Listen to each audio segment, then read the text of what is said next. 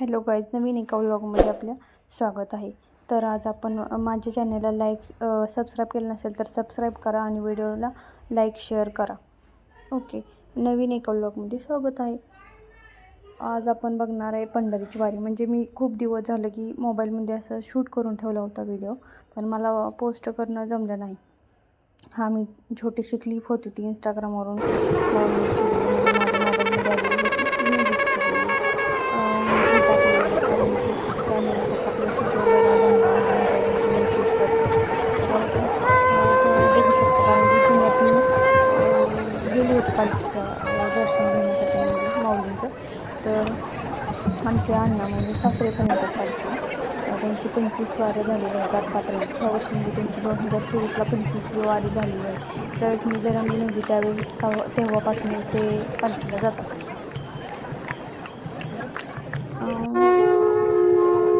म्हणजे इथं पुण्यात कसं खूप ॲक्टिव्हिटी वगैरे पालखीसाठी बघायला भेटतात. आपल्या इथं कसं की भजन कीर्तन कसं करते, मग इथं कसं वेगवेगळं, म्हणजे मी जसं मला पुढं दिसत तसं मी शूट केलं. तुम्ही पण बघू शकता. आणि वारकरी म्हणलं की कसं की आपल्याला त्यांना पाहून पण असं वाटतं की आपण वारीला जावं, पण आपल्याला तेवढं ते पॉसिबल होत नाही. पण आहे. आणि मी आहे ते खरं तर अण्णांना भेटण्यासाठी, आणि अण्णा मला भेटत आहेत का नाही ते तुम्ही व्हिडिओमध्ये बघा, तुम्हाला समजेलच मला अण्णा भेटले का नाही ते.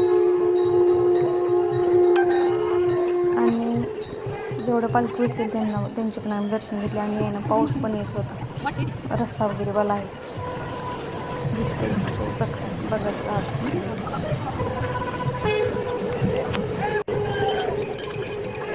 पालखी सोहळा शिवाजी महाराजांच्या काळापासून चालत आलेला आहे आणि ही परंपरा अशी चालत राहणार. वेगवेगळे स्वागत करतात, छोटे छोटे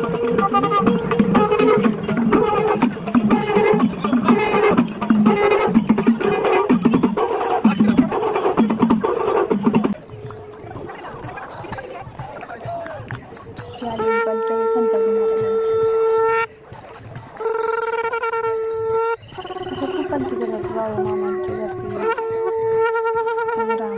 राम सीता लक्ष्मण वेगवेगळ्या, म्हणजे महादेवाची प्रत्येक देवाची पालखी जाते. पण मी थोडं शूट केलेलं आहे, कारण की जर सगळं घ्यायचं म्हणलं ना तर व्हिडिओ खूपच मोठा होईल. म्हणून मला जेवढं पॉसिबल होईल, म्हणजे जेवढं मोबाईलमध्ये चांगले आले आहे तेवढंच मी एडिट करून घेतलेलं आहे.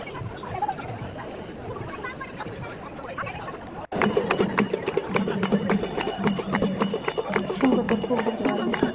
आणि ह्या आहेत ना महिला आणि काही जेंट्स पण आहेत, ते कसं ह्याच्यावरती नाचत आहेत त्या तुतारीच्या तालावर. म्हणजे खूप भारी बघायला खूप भारी वाटलं. मोबाईलमध्ये शूट करण्यात समोर बघण्यात आणि शूटमध्ये बघण्यात थोडा फरकच असतो. पालखीच्या रेसचा घोडा माहीत पण म्हणतात.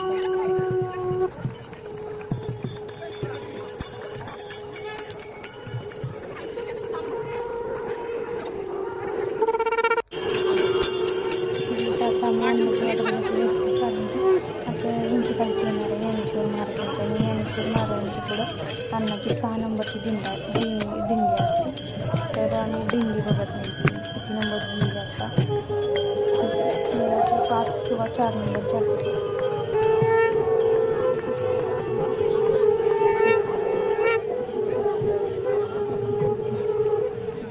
असं आम्हाला वाटत होतं की नाहीत भेटणार अण्णा, आम्हाला नाही भेटणार, कारण की गेले असतील थोडं, असं आम्हाला वाटायचं. की आता पालखी एवढ्या जवळ आली आणि अण्णा खूप चालत असतील आणि पालखीच्या पुढची दिंडी होती, त्यामुळं खूप फास्ट चालत होते.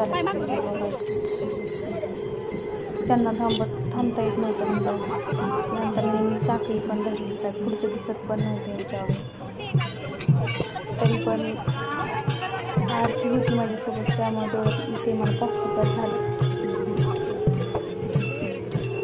कारण की आरती नाही, डायरेक्ट जाऊन अण्णाचा हात धरला, अण्णालाच धरलं तिनं जाऊन, तिला भेटलं आणि मी तिच्या पाठीमाग.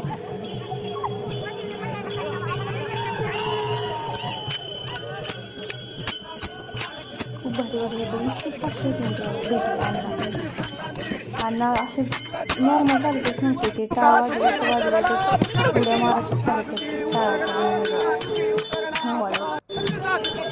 तरी मी होईल तेवढं छोटी पाण्यात फिट केलेली त्या अण्णाबरोबर त्यांच्या दिंडीत चालू होते तर मग अण्णाला भेटायचं होतं कारण की त्या दिंडीत उरले तर परत मग एवढा गर्दी छापड नाव पडा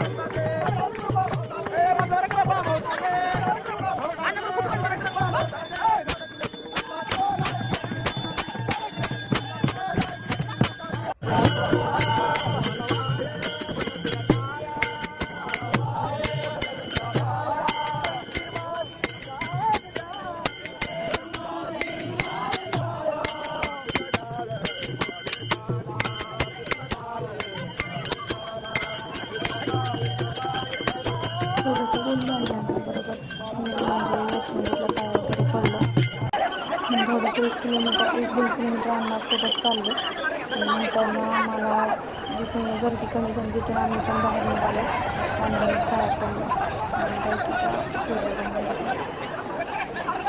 एवढी गर्दी होती आणि जवळ जाण्याचं काही शक्य नव्हतं असं वाटतं होतं की आपण चिंबल केलं त्यामुळे आपण लांबूनच काय पडलं पाहिजे निघालो